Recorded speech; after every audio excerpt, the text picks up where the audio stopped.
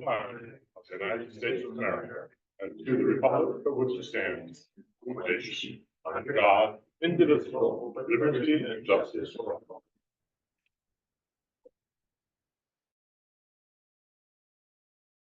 That all 7 members of the board are present here in person. I wanted to welcome our newest town employee, Kath, who'd like to introduce. I'd like to introduce Alcina Brenistol. She has joined us as our new communications director and grant writer and project coordinator.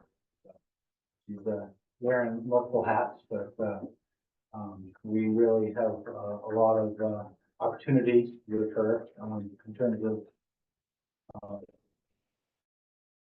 and you're your 3rd week with us now. Yep. Welcome.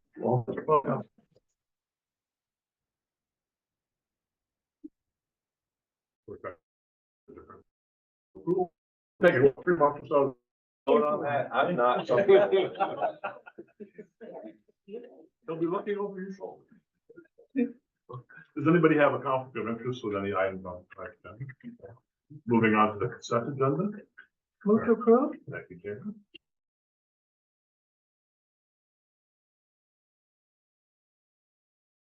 That's over our schedule. Second. Motion to. Joel. Second, okay. All in favor? We do have a couple of minor wastewater abatements on our agenda. One is a pool bill for $147, and the other is a outdoor meter reading for $8.38. It's still $8.38. We need a motion to approve both of them. Move to approve? Second by Cindy. Any comments on pre-routine stuff? All in favor? Yeah. We don't have a public hearing scheduled this evening. We do have open session for the public. An opportunity for anyone in the audience to speak. Yes. Nancy Matulis. Jack, many years ago when we decided to have the town office closed on Tuesday, it was discussed then that if there was a Monday holiday, the town office would be open on that Tuesday. And that seems to have changed. Now the town office seems to be closed Monday if there's a holiday and Tuesday. So a couple things changed that. Originally, we went back, we started doing being closed on Tuesdays probably 12 years ago. And the way that was set up is, well, we did originally set it up that way. Mm-hmm. During COVID, it changed during COVID. We basically went to 10-hour days, and we did not open, we did not always open on Tuesday if we followed a Monday. Right now, you know, we have staffing issues that would be a challenge to try to cover that because we have to try to, it makes basically the rest of the week shorthanded if we try to, somebody has to have that day off to keep with the schedule. So it's, I would say it changed during COVID fundamentally. Okay. Yeah. I was just curious more than anything because a couple of times I thought I'd come in and then when I looked, the office was closed. So I didn't remember the transition, but I also didn't think about COVID. Anything else, Nancy? Yes, ma'am. Cheryl Piazza, I was curious, how do you go about getting something on a ballot to vote on? Yeah, want to go stab at that?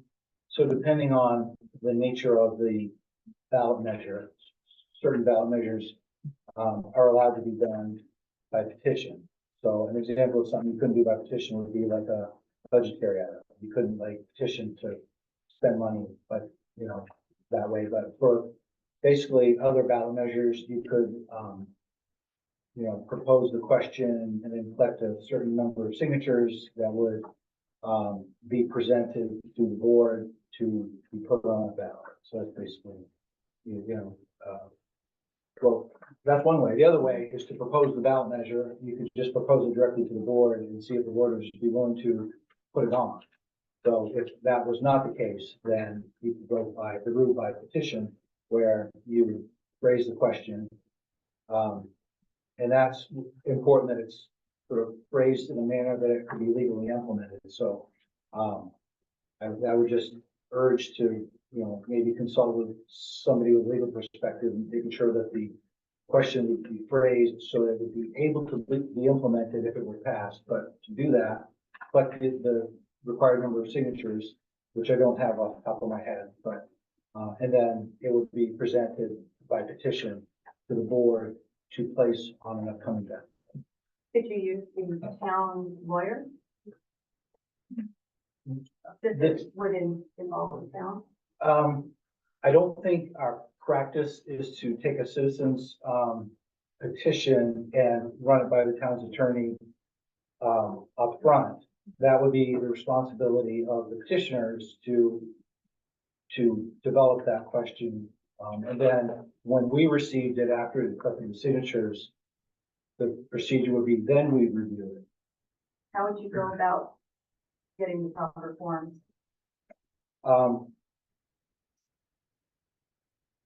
We could supply those forms. We would, just make sure that we would, reference the statute and make sure that we would issue the, whatever forms that are required, that we would require. We wouldn't have any involvement in the question itself, but yeah, we would, that's kind of a clerk question, so that would probably be something that Julie would have to research exactly, whether there's any state prescribed forms for that. But we would make sure that you would have whatever we were able to supply. What about timeline? That's all prescribed. That's not something I could really give you. Is there a layout? Are there sheets or, like? We do have Instructional. an information sheet. And the best thing to do would be for, us to get you or stop by, later this week and get an information sheet on how to do that. Because we've actually got some information laid out kind of step by step, and it answers a lot of these questions. In terms of, really everything you've asked. So would I get it from you or would I get it from the town? I'll make sure that, they're available out front. You can just stop out front and grab them when they have. So last month, Cheryl, you asked a question about term limits for select board members. Did you get my email? I didn't, Okay. but that would be something that would have to go to a change in the charter of the town. Right? So that wouldn't be as easy as just petitioning. for change. Yeah, and that gets into some of the nuances of depending on what the question is. So for example, if it is a question that is governed by the town charter, if it's a substantial change to the charter, it can't be done simply by petition. Term limits would be an example. I don't know if that's what you're proposing or not, but that would require that there's a charter commission form, and then there's basically a charter commission would preside over changes to the charter, and then they would present, changes to the charter. So there's a whole separate process for something that would be a matter governed by charter. If it was a noise ordinance, we'll say there's a noise issue in a neighborhood and we don't have a noise ordinance and you want to adopt one by petition. That's pretty straightforward in terms of just adopting an ordinance by petition. But if it's an actual governmental change, then it very well could be a charter change, which is a different process than a simple. So, Yes, very. My question is, I guess, relative to the Austin question, and it's not, I'm not sure what the question is relative to. But I have other questions, but I have a question relative now to that, what she just asked. And I guess it's, when she asked, could it be presented to town council, if a member of the select board were to present to the other members of the select board that they wanted something presented to town council, and the remainder, I'm sorry, yeah, and. From a town meeting or? We don't have a town council. Look, you mean. Town council meaning town attorney. I apologize. Oh, town council. council. That's what she was asked, Yeah. was could something be presented before town attorney? I'll say town attorney. Legal counsel, town attorney. So, am I correct in that? That you, Like presented. so if that is, You could get language appropriate. So- because it has to do with them. so if that's the case, if a resident were to ask a member of the select board to present it to the rest of the select board to vote a matter, whatever this matter is, to present it for a vote, to present it to town legal counsel. And the rest of the board, when the majority of the board said, yeah, let's present it. Then could it be presented, then could an issue be presented to town legal counsel for review? I understand what Jack was saying, that it's not town practice to present a resident's question. But if the majority of the board says, hey, yeah, let's present this because it is a question. Does that make? Yeah, I guess for sure, what you're getting So at. could that I've never seen a town attorney or, when I used to be a county commissioner, a county attorney, serve anyone but the elected officials that he's hired. I get what you're saying, but with all due respect, that wasn't the question. Yeah. The question was if the majority of the board voted to present a particular question on behalf of their constituents to town legal counsel, town attorney, could it in fact be presented to legal counsel? Well, I think our practice has Yeah, been, do before we that all act the on time. something, to get our town attorney's opinion on that. Sure. And that was my only question with regard to her. That was, Yeah, I just wanted to say, you know, there are some things we would know the answer to and wouldn't need that. Oh, yeah. So if we had the resources within select board to Yeah. answer that issue, then we wouldn't need to pay the attorney. But if it's something that we're uncertain of as to whether it's a legal matter, whether we're in violation of something, or whether we need to further develop sure. something, then that would make sense to me. And I don't even know her topic. I'm just wondering, would that direct of an answer, is it really that direct of an answer when there is actually a way to present it to town legal counsel?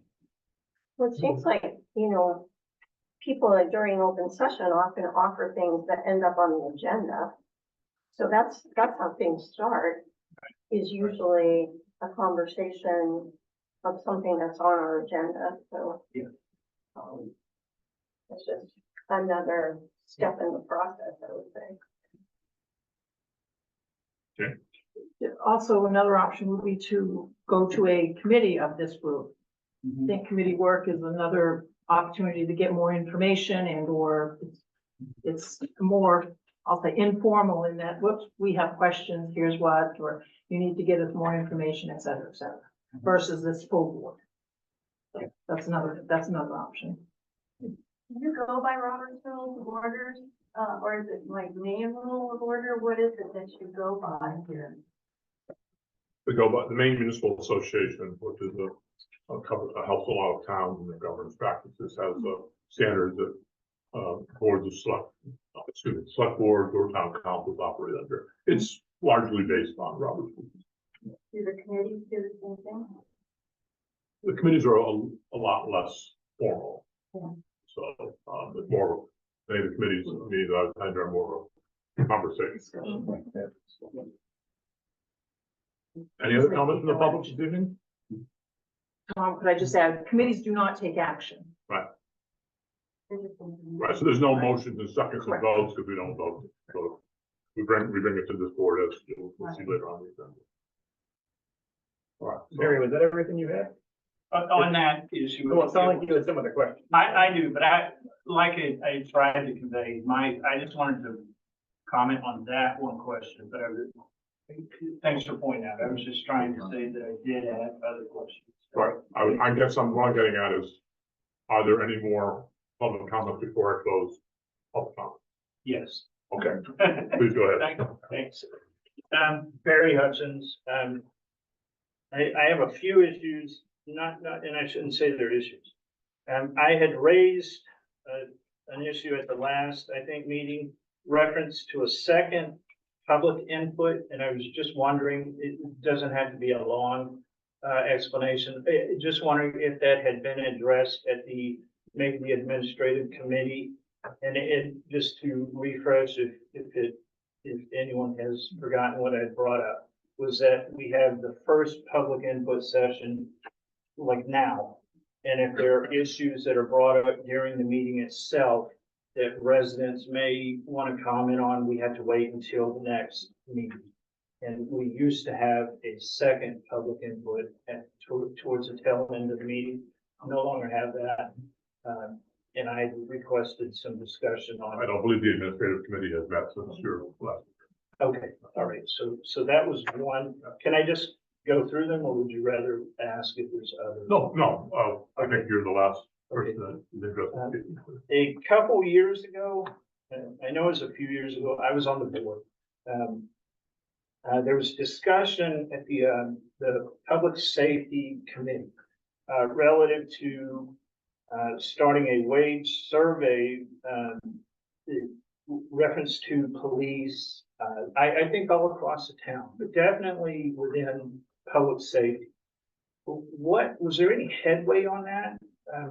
And that was, I don't need all the details. I just wanted to make sure that that was actually done and implemented, things like that. Yeah. We, so we had the wage study, we have basically a wage structure, but now we're into implementation. So we got to basically transition now, budgetarily to be able to implement this, fully, so yeah. We've got the structure, kind of got a baseline, we've got an annual plan to annually update that so that, it doesn't get outdated, and it stays current every year, and then we've got to just make sure that we're funding every year to implement. Okay, all right. And one issue that I have that was just touched on, the town charter. We being the town, had, I thought, adopted a policy to refer to the board as a select board versus a board of selectmen. That's correct. And I appreciate that, and I always do my best to refer to it as a select board, but for obvious reasons, the makeup of the board. In our town charter, it still refers to it as a board of selectmen. And obvious question, when is that ever going to take change? So I can offer up Okay. an answer to that. So back when we did the charter, it was in 2017. Yes. We had the forethought to put in the glossary, to leave the charter in the glossary. It recognizes select board as a synonym to selectmen. Okay. And the reason we didn't completely eliminate selectmen from the charter was because at the time, when you look at state statutes, it refers to boards of selectmen.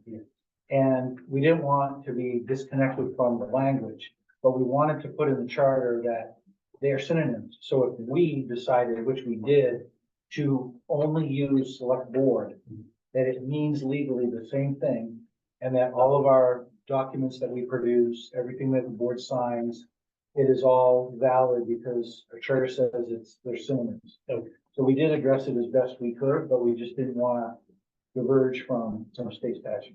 Okay, all right, so no oversight. Okay, all right, and the very last thing, we have a process, which is always at the beginning of the meetings, and I appreciate the approval of the minutes.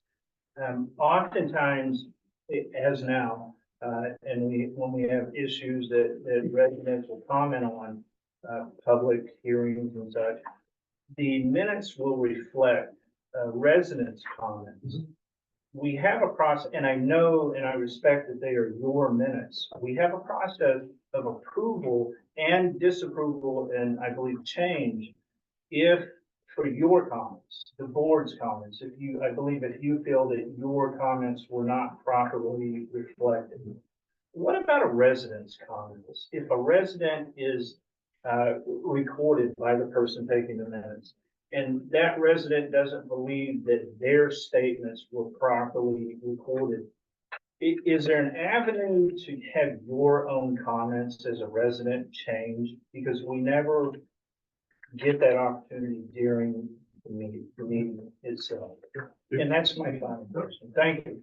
We actually had it, the way it would be brought up is in public comments, somebody asked for their comment to be amended. That was, of course, they're out of order, but we can always, if there's a correction to be made, we can always vote to amend the minutes after we approve them, I believe. I can think of, in all the years that I've been here, that never coming up. Except like in the back of my brain somewhere, somebody had like spelled my name wrong or something clerical, and it got addressed that way. And earlier this year, we had one of these meetings where we had 24 people speak, and the minutes misidentified a couple of people. Yeah, I think that's. So we did change that for the future. But again, one of the things about the minutes is that we're not talking about, this is not a court reporter's minutes I where everything is understand. verbatim. I So do. so I don't want to get meetings bogged down because of obsessing about really minute differences between what someone said and what was reported. Because it's really a synopsis of what was said rather than anything close to a verbatim. Right, but in fairness to that, if the board is given the opportunity to amend your statements, the public most certainly should be given the same opportunity. And if they ever want. Because to those stop it, minutes, I can go back, as you can, I can go back and review the minutes years in the past. Oftentimes I do. And if I review and see that a resident is quoted as saying a certain thing, those can actually be taken into a courtroom. And it's an official document. I get what you're saying. It's not. Yeah, and I think you're right, Jason. I would agree with you if someone comes in and says, I was totally misquoted. Okay, sure. They may not know that they have that opportunity as well. So just, thank you. Good. I'll close the public comment session and have an open session for select board comments. Anybody have anything on their mind they'd like to share? All right, fine, I'll go first. So I chat with Jack briefly, so I had some people mention, obviously our schools have grown a little bit since probably I was in school. And there's a little concern about the amount of kids walking up Setamocha on Harrison, and I believe in the past it was brought up and looked at, and it would probably infringe on people's property, but being that, we have quite a lot of kids going through there now and other things, can we look at maybe revisiting that and maybe finding a solution between the town and those landowners to safeguard the kids going And through the there? school district needs to be involved in that conversation too. Obviously, Harrison is a pretty narrow street. Yep. If you're gonna put sidewalks there, you mean you're taking someone's lawn, Right. basically. So, I know that in the past, the school district has talked about maybe having an alternate entrance to the complex where they were looking, and where that driveway goes in, I believe there's a daycare there now. And you would remember this been updated? One thought that we might be able to do in the meantime is, back when we did improvements to Harrison and Autumn, and realized how narrow it is and how much infringing we would do on the abutters if we tried to put a sidewalk in. We actually designated the, going up Morton Avenue, then crossing up through our parking lot to Danforth Street, and then we built that section of Danforth Street that connects to a section of Upper Harrison. We promoted that as the official walking route to school, and we got away from promoting that, and maybe there's some signage and some information we can get out there that the safe route, the safe walking route for students to school is this way versus trying to be on Harrison with that sidewalk. Yeah, it's been a problem ever since, but then again, if all of our sidewalks. Fair point, yeah. Some people would say that before we build new sidewalks, we should fix it. Yeah. Honestly, I don't have any kids going to school. Yeah, I can remember the old days.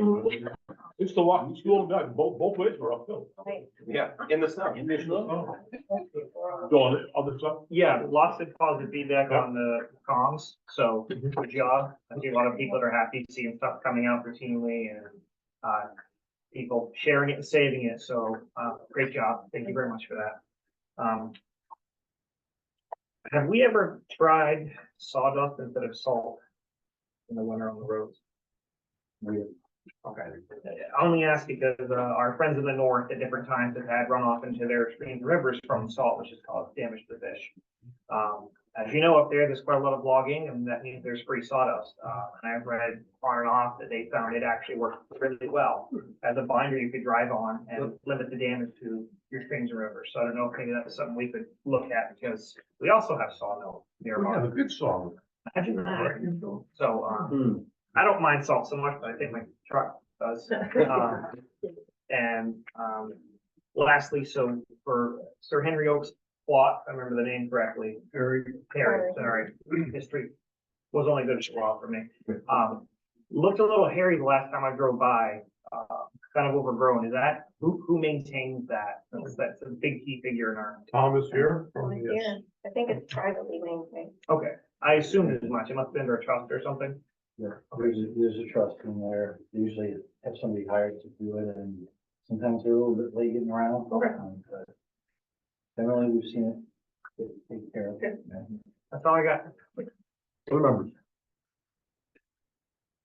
Steve, Just a quick comment. I tried the sawdust on my walkway, thinking that it didn't work. And what had happened is we go out there and either you just track it all into the house, which wasn't exactly fun. Because unlike sand, it didn't fall off when you scraped your feet, it transports. But anyway, I found that as soon as it melted in or some snow came, it was ineffective. And I mean, the main purpose of the salt is to get rid of the ice or prevent the ice from forming. So just for me personally, I didn't find it worked, and I stopped doing that. Anecdotal. well, next time I run to my Canadian friend, I'll have to ask them. Maybe they put some special stuff. I like what they do in Wisconsin. They take leftover industrial way cheese making, and they put that on the road. Ah, And way to go. yeah, no, It's pretty funny. Oh, a little cheesy. A little cheesy. Oh. two in a row. That's Well, you just gave me too big of an opening. I know that's yeah. Other comments from the board? Okay. Yeah, I was wondering, I have a question regarding how many unregistered vehicles, if they're on the property, is the maximum? I know this answer. It's three. Please, three. At least three, okay. 'Cause there's a Other than facility over on Lincoln Street that's growing them. Other than that, you have I think there's a only two. licensed junkyard. Okay, well, let's be mindful of that. Yeah. Now this is a first. Yesterday, coming in Route 15, there was an Amish vehicle coming, which I've never seen, and I'd be curious to see how many Amish we do have. But I would suggest in adding to the Infinity Farm and Isaac Royal, the horse signs that have not been put up, that we put at least on major areas. And again, I'm not sure they were coming down, nor did I follow them. I'm assuming into town. What was this yesterday? Yeah, I think so. Haha. Uh-oh. Well, I know where they went. They went to Monson, and their horse put a huge dump on the road. Oh. And I just saw this as I went through today, and I said, where did that come from? This is downtown Monson. They said, an Amish buggy just came through. Came And I said, where from? Because we don't know. Yeah, I mean, there's some have been in That's the Dexter. hall. I know, But anyway, but if that's so- your mode of transportation. That's true. Garland has a bunch too. Oh, okay. So anyway, point of information. And- Wait, Point on that. Yeah, go ahead. I've been told that we may have a family moving in on Berry Hill Road at some point. So if we're gonna look at putting signs up for the horse and car signs, Berry Hill Road may be a place, yeah, that we start seeing. Okay. Okay. Good. Good. Well, we'll keep an eye on that, Yeah. chief, and where there's a concentration of it. And again, it's my understanding that horses have the right of way. They do. So people need to be educated on who gets right away. Anyway, and I don't like horses, so I stay far away from them. And solid waste. I know the history of the bargain barn was for personal safety. in that it was stopped. Is that something that either solid waste or public works could maybe revisit and or talk about? People are asking. And that was it. Oh, Yeah, I would echo what Jane just said about kind of reusing furniture and things. I've had people ask me about that too. People don't wanna put things in the trash and are looking for places to have them used. And I always tell people to call it Kiwanis, but I don't think that Kiwanis has the capacity to deal with the volume. So I think it would be helpful for us to think about that again. I don't expect you to talk about it now, Ken, but maybe there's a way we could learn from another community or something about how that works better. next time we have a Public Works and Solid Waste Committee, we'll put that on the agenda and have a chat. Great. Guilford, I know, has it because Erin has a number of items that a friend of hers got from there. She's like, look, I got this from the dump. Okay. But yeah, there's actually some good stuff that just dropped off there. And just a couple other things. I know folks we're always talking about what a difference the flowers make, but when I saw your video, Steve, about the jam and the new committee, the flowers made our community look really lovely. And I was just drawn to them, and I really just wanted to appreciate that effort again, because it makes a huge difference in how our community looks. I think we look really shabby without them, and so really appreciate that work. And I've also had a resident just ask me to commend John Neff for his work at the library, and just what an amazing job he's doing with diverse programming, and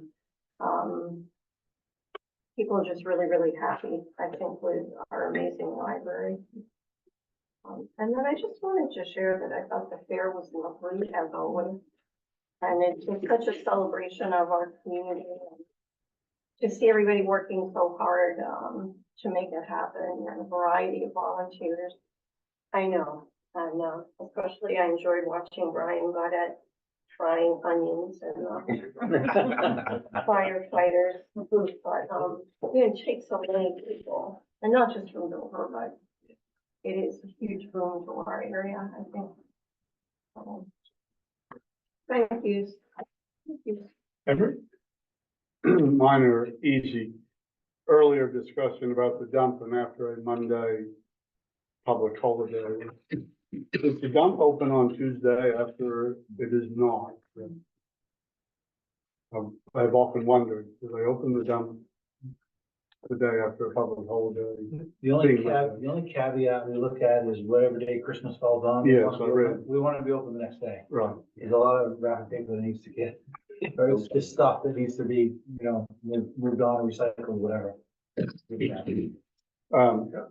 Regarding Harrison Avenue and Joel's comment, I noticed earlier today or yesterday or something, there was social media comment on that, sidewalks in Harrison and the schools. I just wonder if things like Harrison Avenue, the dump being open and closed, is that material for Alcina is she's gonna be wading her way through some of that, and there'll be a town response, even if it's information to say, we're relooking at the sidewalks in the Setamocha going around the other way, just so that it doesn't always have to get completely out of hand before the town speaks up and says, thank you for your comment, we're working on this, etc. I think Is that part of Alcina's job as well? what we want to do is we want to get information out that we know people are asking about. Mm-hmm. So we're not always going to see everything that you see on social media, but as we become aware of questions that have been raised, helpful information, whatever's helpful for us to put out in terms of answering that question, that's what we want to try to do. So Alcina is in a position to post across platforms, FYI type things. Yeah. There may not be a direct response to a conversation, but if we're aware that there's questions about something, we can put the information. No, you go, Well, if just to you're, follow up, I think it's important, number one, if it's a public safety, it can also be put on the PD, Yeah. as well as driving people to the town of Dover-Foxcroft website and Facebook, so that there's the official response Yeah. versus, and I saw that post as well, and it's like, and I brought it up earlier with Janet. and my last one is on top of Cindy's, which if the people of town understand how well Thompson Free Library, Center Theater, and Central Hall are all working very closely together to try to merge everything they do to make sure we're covering all bases on, even if I just said arts and entertainment, whatever it may be. They're really working hard to do stuff together. So the town's very lucky. That might be biased, sorry. Wow. No, I agree. We're very fortunate, a town of our size, that have three cultural institutions like that who are all doing great work and collaborating well. And no problem. I Well, mean, then you're gonna see recreation. we're amazing. It's Yeah. amazing for a tiny town to have all the resources. Well, the fair, the Dover Rovers, the everything, the snowmobile, we have a lot. Chris, you have your mind? Okay, good. All right, let's move on to the rest of the agenda. No adjustments needed, Jack, to the agenda. We did have a couple of committee meetings in recent weeks. Where on the agenda is our items from the Public Works and Solid Waste on the purchase of equipment. There was a protection committee meeting. We had a lot of different discussions. We're still, just what is the status of the public safety building? I know there's been discussion about that over the years, Jack. There's really, it's been, acknowledged at the committee level that we should be looking ahead to our future public safety needs. We have a, relatively small space for both, fire and, police. And there are funding opportunities now that may not always exist. And so to whatever extent we can sort of get a project conceptualized, in terms of what type of facility long-term, and I say long-term, over the next 50+ years, would meet our needs for, growing, need for, police response, growing need for fire and then EMS. Based on that, what does a public safety building look like? Where might it be?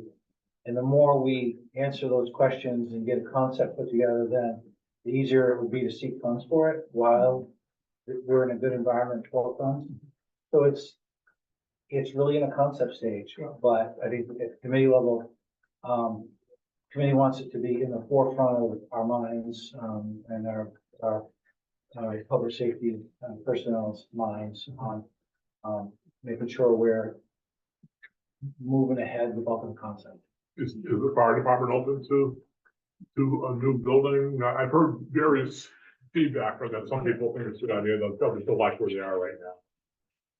It has nothing to do with liking the location. It's about the size of the facility Yeah. serving the needs. And when we see the growth in call volumes, just over the past 3 years, it's leads to the likelihood that probably going to be more equipment over time going to be needed, and more space. So, just trying to be proactive, but but anything would be several years away. But if you're not prepared with the concept, then the funding opportunity can come and go. And the ideal situation is not to have the entire cost of that fall on us. I was also interested to see a discussion on Jake breaks, which I remember having a similar discussion 25 years ago when I initially got on the board before taking a couple of decades off. And back then we put the signage out asking truckers not to use the Jake breaks. And of course, they always use them anyways. But I was just reading a story in one of the national newspapers. They developed technology right now. We already have cameras that can catch people speeding and automatically send them a ticket. They also have audio decibel meters out there that if a truck goes by and registers more than 80 decibels, they all automatically get a ticket for exceeding the noise limits in town. And you put one of those decibel readers in front of my house, I would pay the entire town budget for the year, just from the times it'd be paid by the truckers who come on down Route 7 into town with their brakes on maximum expense. So, I got a kick out of that. I'm just, again, having fun at the expense of humanity, but it is something that the science really doesn't do anything. Well, just with the public safety, I think there's the balance between the historical value of the current building and then the concept that it's not just a Dover, it potentially will be a Dover regional Right. facility. So that. Especially too is depending on part how of the it. ambulance service idea takes off, right? Alternatives are constricted areas downtown. Those guys have gotten incredibly good at being able to get that equipment in and out of that space, but yeah, no. Yeah, I remember when the move was made here, there was discussion about trying to move everything over here. I'll just remind everybody that that was deemed a bad idea because, basically because of the same discussion we were having about Harrison. It's the only entrances and exits out of this area are narrow and with just enough bend to not see a police car coming screaming out here at 60 miles an hour. Just as a reminder for everybody that has been looked at in detail and rejected.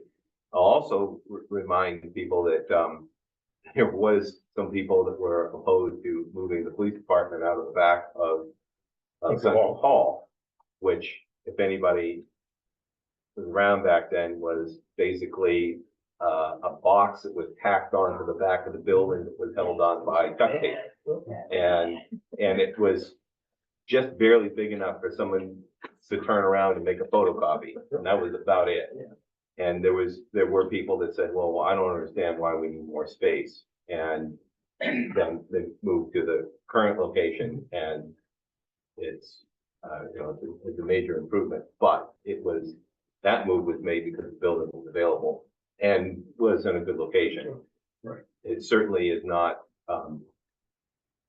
there was no comprehensive thought of making a large municipal public safety building at the time. And I'm not on that committee, but I do support the idea of looking into that because I saw, was it Corinth got a brand new station, Greenville, 2 years ago? Greenville got a huge one. Corona. Yeah. Yeah, and I'm looking at these shiny buildings right where they should be and thinking. I want a new building too. Exactly. Well, we're in kind of a unique position too, because we have a pretty historical building. Yeah. Not everybody has that, and I've seen them make it like the place to put all of your old fire equipment that they use just for tourism. Other times they convert it to actually a meeting space, so it has like a kitchenette, so people can actually use it, rent it, I guess, birthday parties, whatever you want. There's options so that it still serves a really good purpose, and we get to a better location. Like Jeff said, well, this takes some time to germinate, and the concept dominates itself and gets a little clearer, but Well, yeah, you're right. Back when we moved out of the end of Central Hall, a lot of people don't like change in the sound. We might have all noticed that one time or another. And but at that point, it was imperative that we just get them out of that closet and get them in actual room. if we had waited another year, it probably just would have fallen off the building. Right. That was a town meeting that filled the gymnasium with Foxcroft Academy. We saw that. I just want to make the point that, I was never in that police department as a youngster. Never. Never. Never. Never. Well, you went through a tour a couple. And no, never in the police department. All right, well, let's move on to the actual new business part of the agenda. We have a couple of equipment bids. One is a tractor for our cemetery and maintenance department, and the other one is a skid steer for solid waste. And both department heads are here, Tom Lozano from cemetery maintenance, and also Ken Healy from the transfer station. So you have the bid documents that are included in our package. Let's start with the cemetery tractor. Looks like a that. Jack, you want to talk about, the process that we went through of getting all these bids and analyzing them? Yeah, so, I think Tom has become, almost an expert in tractor. Yeah, you know about tractors now. Compared to where he started, but he's actually been looking at, he's really needed a tractor for the last few years, and he's kind of tallying up the things he hasn't really been able to get to do and keep up with, so, even last fall, he was trying to, think about what type of tractor would serve his department, and, he had a good sense of at least, budget-wise, what we'd be looking at for attachments, tractor attachments. So we were able to put it in this year's budget, and then, he really, just, looked into, what he needed and we put a bid specification together, sent it out to the, equipment dealers, in this, area of the state, and, received bids, and, there's a lot of versatility required in how this tractor has to perform, so, the recommended bid, checks all the boxes in terms of being able to, handle, multiple attachments, perform well with them, lift the weights that he has to lift, in the cemetery when he's, maintaining and straightening stones and so forth. So, I can let you talk about, the things that you need to do with the tractor, but, came down to recommending that we move ahead with the, proposal from John Deere. Yeah, the John Deere, is, total cost with everything included, including, warranty, is $66,629. Tom, it'd be good just to give, the members of the board a sense of, the task that you would use this piece of equipment for, not just mowing lawns and a lot of different things. Yeah, so like on one of the stats, which you see Bob, Yeah. I mean, I've been getting a lot of complaints about cemeteries with heavy rain. Yeah. And washing our roads out, and that'd be one of the aspects I can use to try to fix it. I also do maintain a lot of the earthen dams. We need to mow them, and when we don't get those mowed, we get our hand slapped and stuff like that, so that's why we're looking at a bush hog. Everything from raking the beach to raking the softball field, to working on the roads,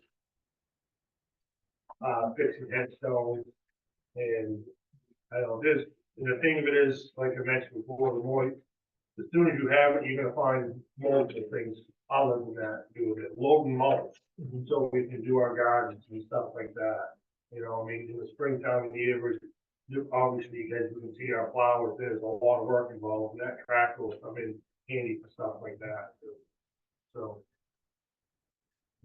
So the idea was to get a multi-use, piece Right. here that could do just a lot. In the winter time, I can just put back snowbank and sweep the ice, because I still make ice up on the fairground and stuff like that, so.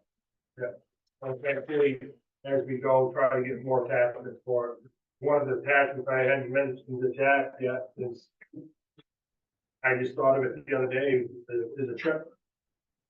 Every time we're in the cemetery, cleaning up trees and stuff like that, chipper would be nice, so. And we use them chips in lots of places, so. Main Street. Jay, Question, my knowledge of tractors, I know the Kubota is orange and the Yeah. John Deere is green. Very good. Well, the extent- Nothing wrong with the deer. So two questions. One, you're okay with this not being the cheapest Correct. bid? Okay. Yeah. And then the second question is, the title says cemetery work, which you mentioned rec. So it's not just the cemetery. Correct. So my question is, will others use it? Now that it's real fancy and okay, I need a mulcher, give you a call, Well, like or, if Public Works or Kenny needs it, or like if on trade, like with him, we can trade equipment back and forth. To extent that there's a lot of mowing to do over his front too, and like even up to the airport, but. Yeah, I mean, it's, any town entity could use it, let's put it that way. it's just misleading because it says cemetery work, and I just wanted to be clear that this is a piece of equipment used across the board. Right. Yeah, and like, we didn't look at the lowest bid, as the primary thing. The primary issue here is what's the most versatile, most reliable piece of equipment? So I have a couple of people that I refer to that really have a lot of knowledge in this. And they're both town residents that pay taxes and both of them, I gave them this paperwork and when they got done looking at it, they said it's a no-brainer. They both picked out John Deere without me saying anything to them. You know, and the John Deere, to be honest with you, a month ago, I was told the John Deere probably wasn't gonna get it today. But then when I started comparing the features to the John Deere and the price and everything you're gonna get, it really went up. And everything pointed to that. So that's kind of why we're there. And we did have, money in the, capital reserve equivalent budget of 71,000 for this, and it came in, under 60. Well within our budget, and it's gonna be a piece of equipment we use for years. We ready for a motion? What are the more questions? Just the one I wanted to ask Tom probably, but we have discussed it, but we have had trouble in the graveyards with mowing and rough mowing and the zero turn and the better mowers. This is not gonna be used to be mowing in delicate areas of the, and at the same time, you are paying attention to the quality of the mowing and the drivers of the zero turn, so we don't have the issues of a year or two ago when we had some broken gravestones. Correct. Yeah. But I cannot solve everything. No. No. Yeah. And You cannot following, guarantee anything. So the other day, one of the contractors was talking to me about how many hours they put on their zero turns. And one of the people said that they put 100 hours on their zero turn. I put 300 hours on 2 machines, and then we put another 150 hours a piece on 2 other machines. So we're doing pretty close to 1,000 hours of mowing or something. Including all 4 of the zero turns. That's just on the zero turn. That's not push mowing, weed whacker, or everything else. So that, I don't know if you can put that in perspective of how much mowing we're doing and how much we have to do and how much time we have to do. I mean, this year, I think this crew that we've had this summer was one of the best crews I've had in the last 3 years. You know, but I've also had more people to work this year too. And I'm hoping that every year we can keep up with that. You know. Go. I may not like this answer, but have any of them said they actually have parts in case something goes wrong? Say that again? Have any of them actually said they're gonna have parts in case something? Well, that's one of the goes other wrong? reasons why we went with John Deere, because they do, you know, and they're a reputable dealership. You know, this could be from Greenway Equipment, you know what I mean? So this is a company that's been around forever. You know, when you start looking at 2 of the other brands, they've been very, I don't want to say shifty, but they've had issues. Like Bobcat, they made tractors, didn't make tractors, and now they're trying to make their own tractor. And then like Mahindra, there's been 5 different dealers in the area that have had Mahindra and they got rid of it. You know what I mean? And so, and now they're actually in the middle of changing the model line. So that's one of the reasons why we didn't even think about them, because the tractors they gave us are 2 sizes smaller than everything else we're looking at. You know, Gotcha. I mean, like Jack said, be honest with you, I have been doing research on this stuff for close to a year.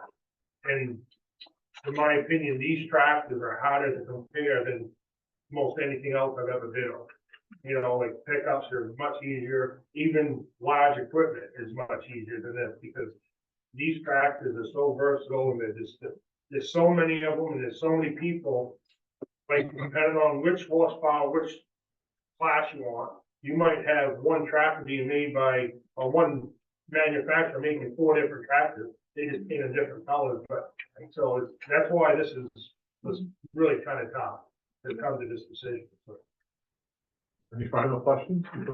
Good. I was following on to Jane, and we've spoken about this at committee, but the passing around of this tractor to other departments if and when we need to, et cetera, but is there a policy in town, Jack, where the tractor comes back from the Public Works with a checklist that, or it gets looked over by Tom that says, you guys broke such and such, it needs to be fixed, rather than or the other side, if Tom's not driving it when it's public works, the guys are beating the crap out of it. Ken out there didn't care about the new tractor because it's got a new skid steer, so they're beating the crap out of it. We have policies in place that it's a piece of machinery that needs to be looked after There before. isn't really a written policy, but Yeah, I can tell you between the department heads, that's really taken care of. right. Yeah, thank you. You won't lend it out again the next time. That's right. Yeah. I mean, so we try to. The best policy of all, right? Right. So, Thank you. Treat it as though it's your own. That's kind of the. Not drive it like you stole it. Well, the thing of it is your own, that's the thing, you know what I mean? So if I use Brett's or whatever, or Billy's and same with Jeff's and stuff like that, I mean, I've never had trouble, because we have a mini excavator that I dig the grave with, and that gets shared between 3 departments. And for the most part, we've had that for what, 11 years? Something like that, yeah. Yeah, I mean, anyways, or at least 10, and that, we have no issue. You know, I mean, if something needs to be fixed, if my department head doesn't have money, we'll try to steal it from Jeff or steal it from Bill. So, but. You, How about a motion to approve the John I'll Deere make a bid? motion that we approve the purchase of the John Deere 2024 40/40/40R. Second, Okay, right, Jane? All in favor? 7 to 0. Thank you. All right, moving on to the next one, solid waste would like to purchase a John Deere. John Deere also, and buy that, one, and get one free. the comparison bid sheet is on the other side of that other paper. And this would be work used for the transfer station. The amount is $106,992. And again, there was $128,000 in the capital equipment account for that, so that's all. Jack, would you like to talk about? So, well, 2 things. One is, Ken's really done his homework on these as well, and he actually had the opportunity to just kind of test what a skid steer can do in his facility in terms of the work on the floor. And he told us during the budget process last year that he did what would take an hour with a forklift, took him about 15 minutes. So they're chronically short-staffed out there, so to have a piece of equipment get a task done in a quarter of the time, you know, is huge for them. But the best news about this is that the $106,992 that we initially had did not in fact include all the municipal discounts that are available for this. So Ken talked to the dealer because I guess he was gonna check and make sure that what we had was all of them, which it wasn't. So that brings the price down to 99,000 with the additional municipal discounts, $99,200. All right. So, it is, really, you know, it's the best deal in every possible scenario. The John Deere has got, you know, basically heavy duty, hydraulics in terms of the, what we look at is, there's a rating, there's a hydraulic rating that, Gallons per minute. gallons per minute, yeah, high flow rate. Floor rate. So we're on the high end of the flow rates, which just means that, the hydraulic attachments, perform better and more reliably. And that's also a piece of equipment that Ken can let, the maintenance crew use because that's really good for steep mowing, very steep mowing where it's not maybe so safe to use the, other kinds of mowers. And there are attachments that you can put on the skid steer. And one of the things that we've, you know, kind of checked into is, you actually can grind pavement, like maybe sidewalk width pavement grinding. It's not part of this, but down the road, you know, that would be a versatile enough machine to do some, you know, some other type things. Ken has a 20-year-old fork truck. It's still in serviceable shape. He'll keep that because if the skid steer is being used by the maintenance crew or by Public Works, he will still have a fork truck to move things on the floor for that day or 2 or 3 that that's being put to use somewhere else. So, you know, we're getting another very versatile piece of equipment that will benefit the whole town, not just Ken, but primarily will be, used out there. Solid waste. Thanks, John. Ken, anything you want to add to this comment? Well, like you said, we're always short staffed. And, the staff, anyway, we get kind of tired, doing driveway cleaning. The truck done getting cleaner. It really makes the staff we have more efficient by having this. And that's what makes their jobs easier, hopefully, but that'll help with retention.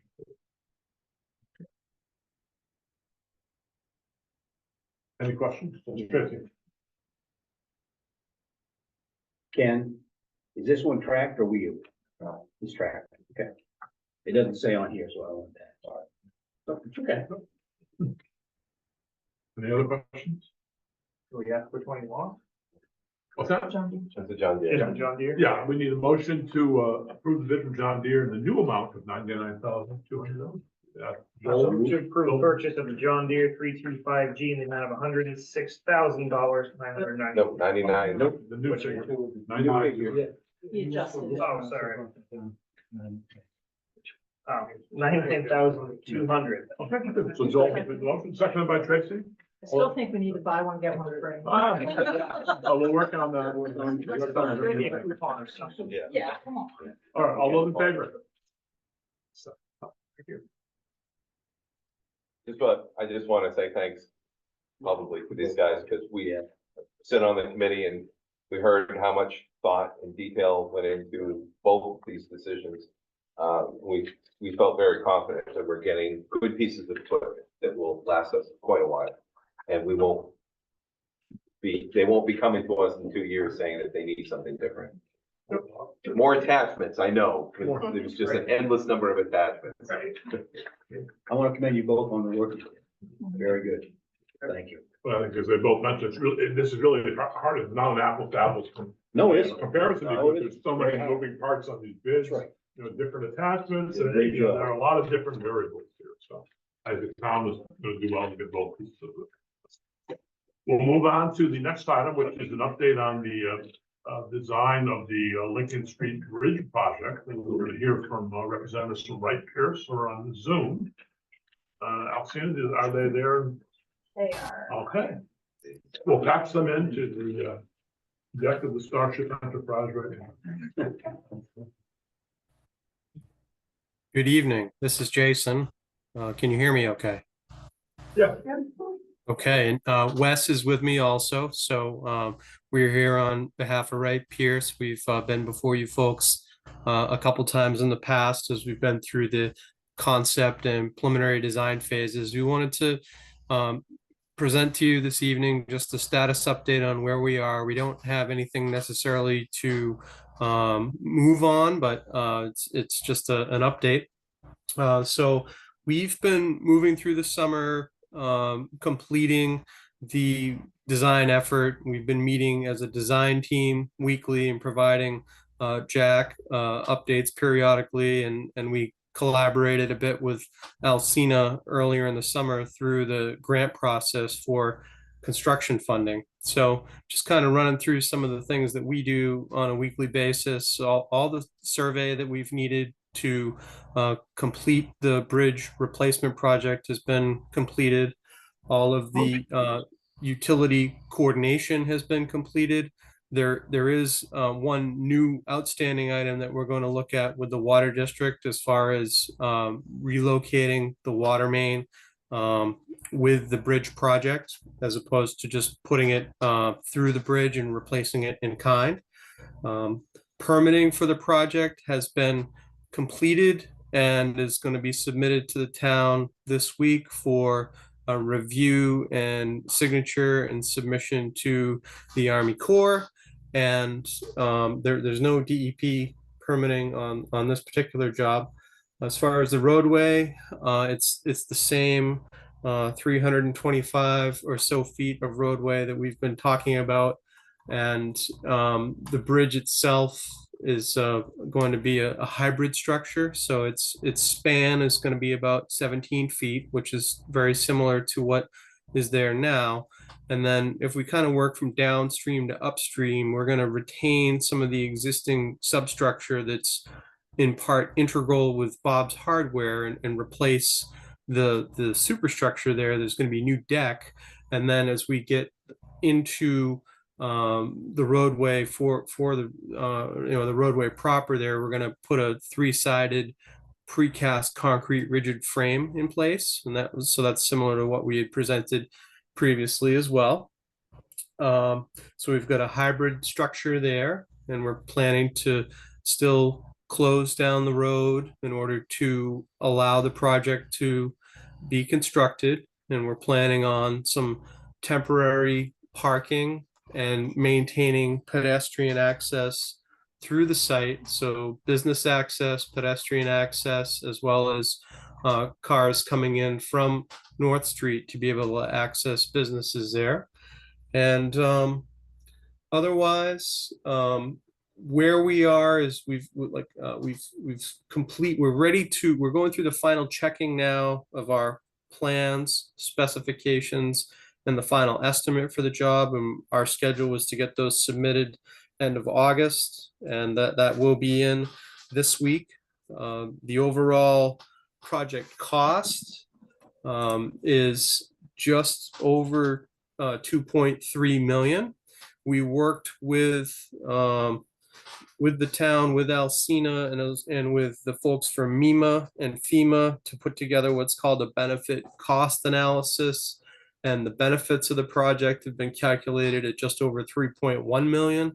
So, and in that scenario back in June, when we were looking at some of the costs, we were up around 2.5 million. So if you think about what the bid range might be on this, it could be 2.3 to 2.5 million dollars.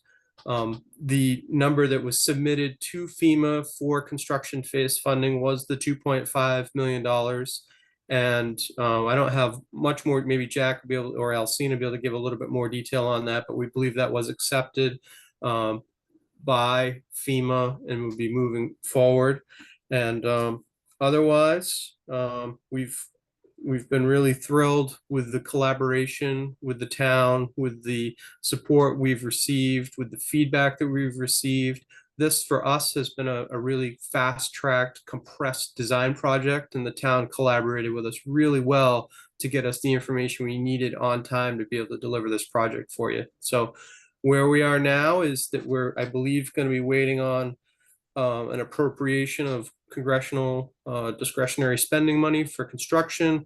We've met the obligation that was made to Senator King and Senator Collins' office to deliver a shovel-ready project in August, and awaiting their approval with some Army Corps approvals of permits, which should happen in parallel. We don't expect will be any sort of showstoppers there.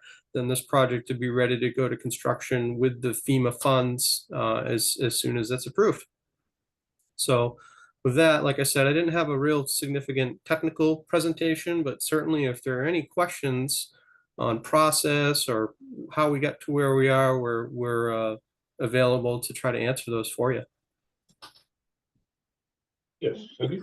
Yeah, just to confirm, what the last time we really looked at drawings and really examined the plan, and you explained the hybrid structure, nothing's really deviated from what you told us at that time.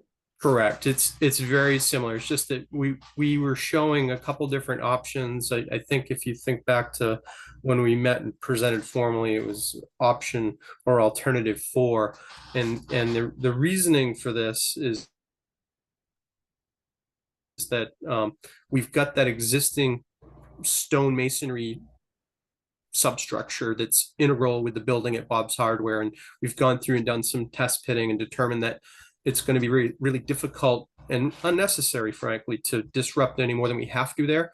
But the structure, if you recall, transitions types along its length. So the structure that's in poorest condition will be removed in its entirety and replaced. And then the section that's close to Bob's will be partial replacement, partial rehabilitation.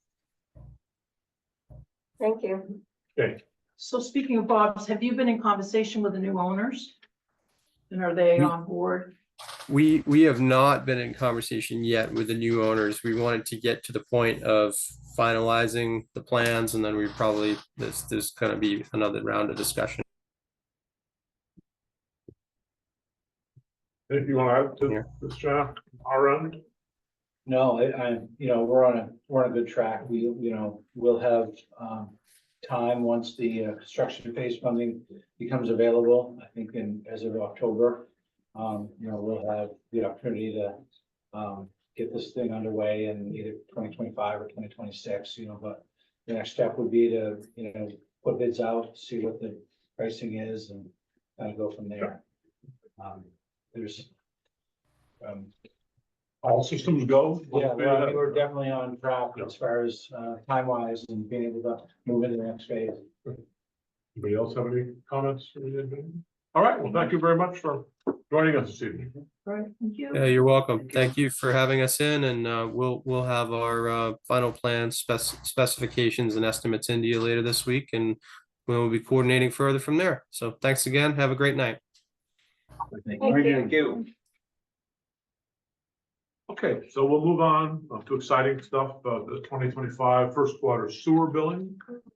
I would move to approve the commitments for the quarter ending June 30th, 2024. Okay, seconded by Jane. Any discussion? All those in favor? Unanimous. Move on to the coming year tax commitment. It's nice to see our mill rate continues to go in the right direction, Jack. It's interesting how our taxable valuation keeps on spiking up. It's gone up by about 100 million in the last 5 years.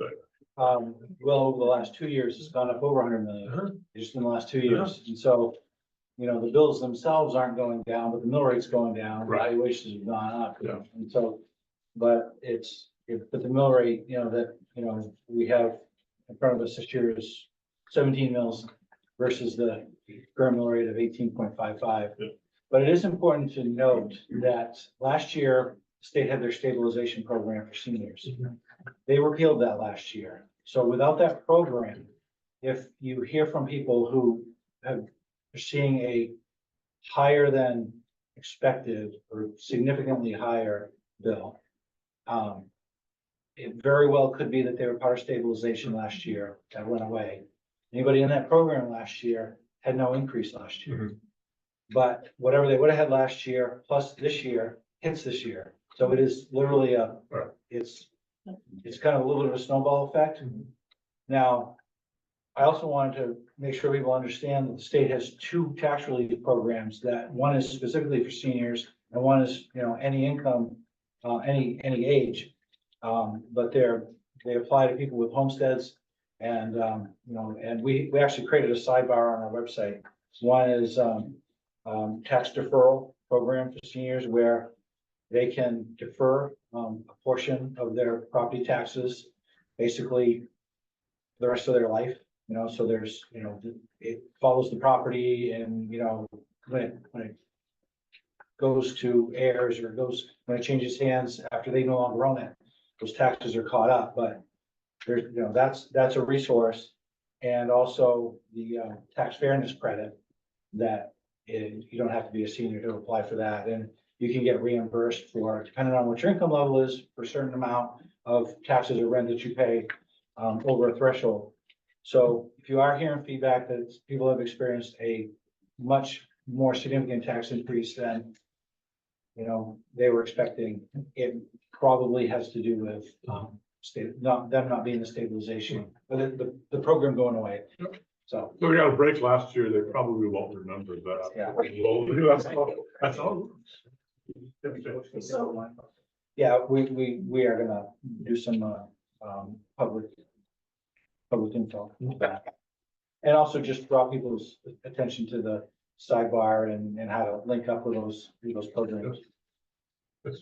That was gonna be my question, but can it also be included in the bill? Because Yeah. seniors aren't gonna go to the sidebar, Yeah. well, maybe different kind of bar, but, Yeah.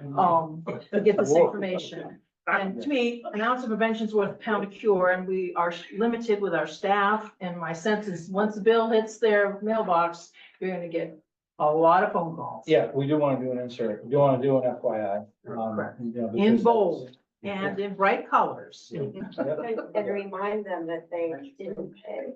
Yeah. I'm sure they'll say, oh, yeah, right. No, dude. I had a conversation with a constituent that was basically not understanding why our mill rate was so high compared to the towns around us and compared to towns our size. So I consulted the state numbers, which only went up to 2022, I think. They're slightly behind, and found that he was wrong. First of all, our mill rate is actually pretty competitive to the other towns in our surrounding area. We're about in the middle of the pack. And then when you look at all the county seats, they are all higher than the towns around them. And I had to explain to him why that is, because the concentration of nonprofits in particular bumps up our valuation, but we can't tax them. And other things that happen, we have to have a bigger fire department because of our size and all these things. And I looked at where we were in terms of the other county seats, and we were in, I think, the lower third. So we're better, and to be fair to most of them, the middle was, the mean was pretty tight. There was, out of whatever the number I looked at, there was like 6 or 7 or 8 that were all within inside of a half mil or a mil of each other. So in other words, when I looked at an apples to apples comparison, we were doing at least average, if not a little bit better. And in this world, I'm pretty happy with average because I like the services here. And we also don't know the story. Those ones that have the lower mill rates might actually have the lower quality of service too. So anyway, that just came up a couple weeks ago. I think he will be baffled to know that our mill rate is going down because he seemed predisposed. He was convinced of otherwise. Yeah, convinced of otherwise, but I'm gonna take this number 10 about 2 hours. Try not to smile too much when you share them. Yeah, well, he's a good friend and I like ribbing it. So, And the Jack is also included in our package, so you know, the whole sheet where you can see all the tax calculations and valuations and how we come to that and how we pick the actual mill rate from a range that's open to us. But it is striking how much the valuation of our community has gone up in recent years, and that's because houses that used to be able to go for 150,000 are now going for 250, and that's happening across the board. that is another interesting thing I found when I was quickly cruising through the numbers. Some of the towns that had surprisingly low mill rates in the area, first of all, don't have any services, and second of all, they've got lake frontage. So they've got a like Quebec, for example, a disproportionate amount of their taxpayers are the $800,000 houses that are there. So that's the equivalent of 4 or 5 houses. So anyways, it's just a fascinating dive into numbers. Why is the perception out there though, that, Because people don't like to pay taxes. right, okay, And you really see it, like you said, some of the lakes, some towns with really small populations in this county, like Peter Plantation, Quebec, Willimantic, Bower Bank, Beaver Cove, that have really small populations, but have lakes on them, but they have really high valuations compared to their populations, and they pay a huge amount in county tax, for instance, and that's why a lot of that are not in the school district either. They figured out a long time ago that, they have a very few school kids that are not part of the school district, they're not assessed at any higher rates. It is what it is, but having a mill rate that's 17 when you have a town next to you that's 27. So that's not bad. Any questions for Jack on how that's all calculated? is pretty easy to follow, so. So I'll move to approve the 2024 tax commitment for fiscal year 24-25. Second? Second, any further discussion? All those in favor? Thank you. So I guess we're back to town manager's report, Jack. And you So- actually included the most recent audit that we just got. too. Yeah. For my bedtime reading tonight, I will go to sleep like a baby. Don't get your face marred by the marks of the rings. on your- The rings on my face, that's true. Go ahead, Jack. So, just a few things. One is, we have a new playground delivered on pallets and, out in the parking lot. Our next step is we've, closed the playground and that would, the Public Works Department in the process of removing, playground equipment that's there, with the exception of swing set. We're gonna, rehab that. But redo the site, prep the site. And then the install crew will be in a couple of weeks to put the new playground in. So we're without a playground for, probably 4 to 6 weeks, hopefully closer to 4. But kids are back to school, so there's maybe a little bit less, demand for the playground and it'll be worth the wait for sure. Think you guys are all aware that, we're in full prep mode for the November election. We're training all of our staff in the state elections training that is required it's required every 2 years for certain election personnel. We're gonna have everybody attend that, and then it's gonna be very odd hours next week in terms of the front office. We will be closed Monday through Thursday due to the holiday and the elections training, and open Friday. So we're trying to make sure people know that so they can get in this week, get their business taken care of. Anything that might not be able to wait until next Friday. So Like registering your car, what's that? like registering your car, because it's the end of the month. You're like me and you wait a few days, you could be in trouble. Few months. He's right here, he'll be making sure he looks at your stickers. You get 30 days by statute. Okay. My car is registered, it's my inspection sticker that needs attention in the next few days. I'll just confess right now. Don't let us get you on the road. We have a couple of promotions within the police department. Jeremy Ratcliffe has been promoted to the sergeant's position. And Officer Cole Hill has been promoted to the corporal position. So we're very pleased that we're able to fill those positions internally, and right now, we're in pretty good shape staff wise, if I'm not missing something. We're still down one, but we have interviews on Wednesday. Yep. So we won't be down one for Tuesday.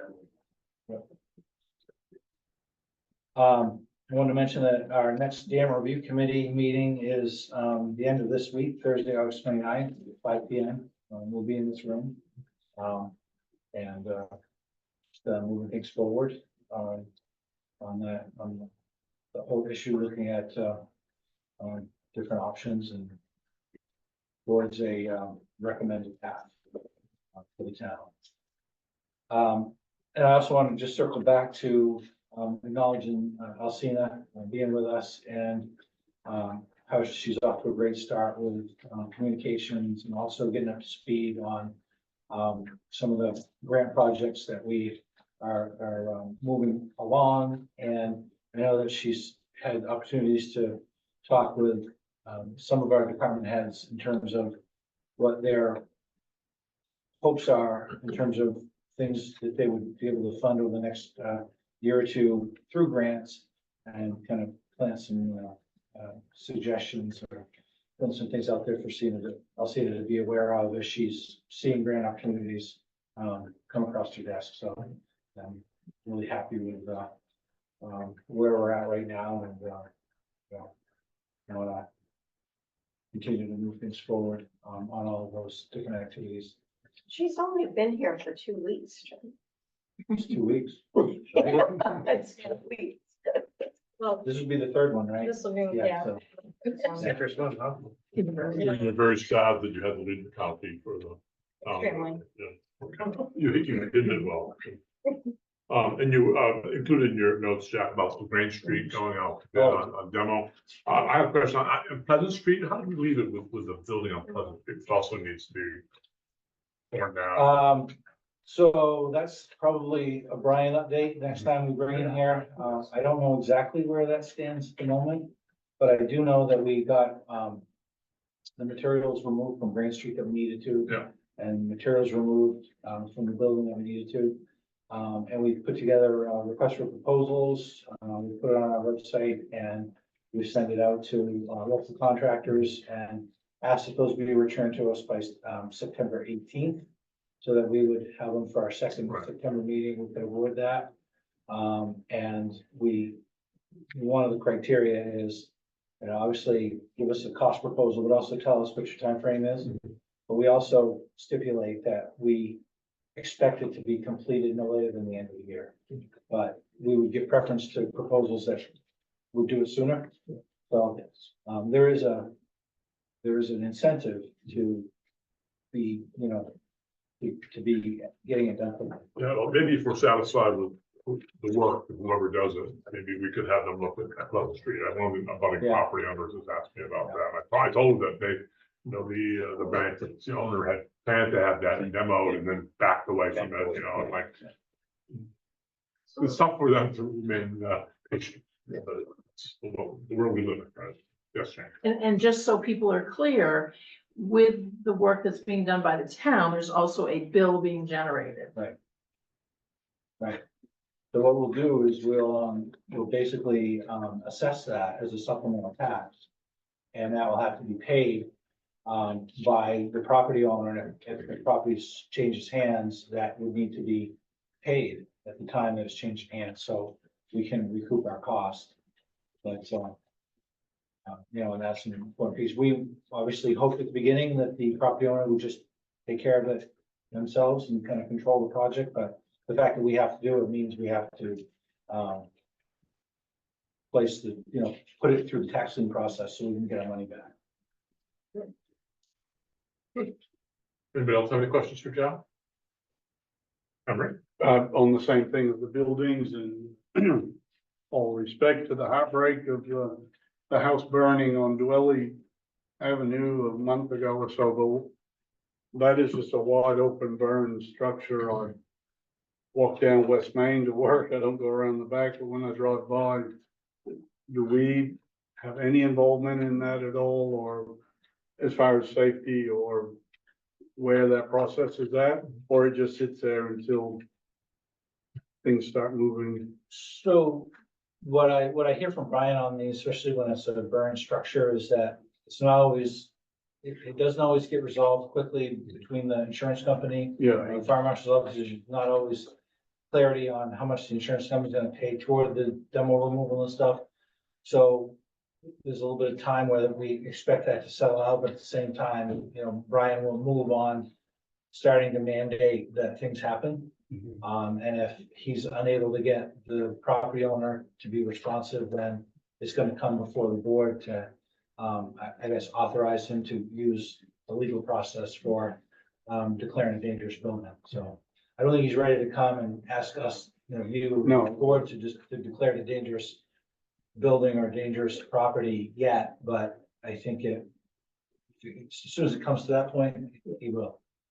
Yeah, what we've seen too, when you have a fire like that, the owner is still in a Oh, yeah. traumatic period, so Absolutely. you're not gonna expect quick action in that, but you do it, kind of by feel, I think. Yes, Steve. Just talking buildings, but the opposite direction, going up. What is going on in West Main Street, the big commercial site that's being, Outer West Main, yeah, outer West Main? that's a new, now. Yeah. Interesting. Cleared the lot and got all. Okay, okay. Thank you. Oh, I wish it was happening on South Street. Yeah. Robinson seems to be doing the world's longest, earth grading project. Yeah, Well, they're getting to it. He'll let us know when he. I was also thinking about the empty Dover-Ford building. It would be nice if that were used. Yeah. What do you use it for? Cargo shit for? I meant that. Yeah, no. World's largest. All right, closing remarks, that's what we're doing. Yes, I Jane. have a quick question regarding, animal registration. Who enforces that? Dog licensing? Yeah. Um, You know, well, diabetes. we go through the administrative process, we make reminder after reminder, after reminder, after reminder through mailings and phone calls. And then it gets, ultimately, unlicensed dogs get handed off to, PD. Okay, how many years does this take? Well, we've not always been, consistent in getting, all of that to fruition, but this year, we are trying to get everything through the process. Okay, and then we have sort of a contract with the Penobscot Valley in Lincoln. Yeah. To handle our dogs. So if a dog is sent there as a stray, do they give that dog a rabies shot before they give it back to the owner? I don't know. Is that it? My recommendation is they do. They should. If we're paying them to house that animal, then to release it to the owner, it needs to be vaccinated. Because to me, that's a risk that the town is taking. That if we are responsible for a stray and the organization that's taking in that stray needs to, and bill the owner, I don't care, but don't release the dog back to an owner unless it's vaccinated. What do you think? If you adopt a dog, usually you have to pay for the shot before. Well, if back in the day when it was Foxcroft, if your dog was captured and brought there, you had to have proof of the rabies shot before you got your dog back. Yeah. Makes sense. And I have an unanswered question that I asked of Penobscot Valley. I didn't use my name or town of, but at the same time, that was my question and never heard back. So, Any other final select board members? What do you think about Barry's suggestion of the public having a second bite of the apple for public comments? My assessment is that we still don't have a whole lot to say on our second chance at remarks, so it seems odd that if anything, I would say that probably that is not needed by us, probably isn't needed by the public either, but that's just mine. We've had for quite a while. Yeah. And, I think it was always with the caveat, if it's like 9 o'clock and everybody needs to go home and Right. things seem to have been settled, then we might not include that, but. So if I do that, then people will say you're discriminating against me, if you're not allowing me. Oh. Well, now give some thought at the administrative committee level. Yes, John. I mean, they either use or they will not, but I think we do a good job prefacing where they can get their answer from most of the time, because a lot of questions seem to be a committee and it isn't necessarily us, so I see no harm in putting it as an option, but we can also say, I mean, it's really to respond to anything that we've just gone over, because they just have a whole nother thing, and then we have no time to answer I think it. I'd be limiting Right. what they can ask about, would have to be something limited to what was on the agenda. Right. That would be.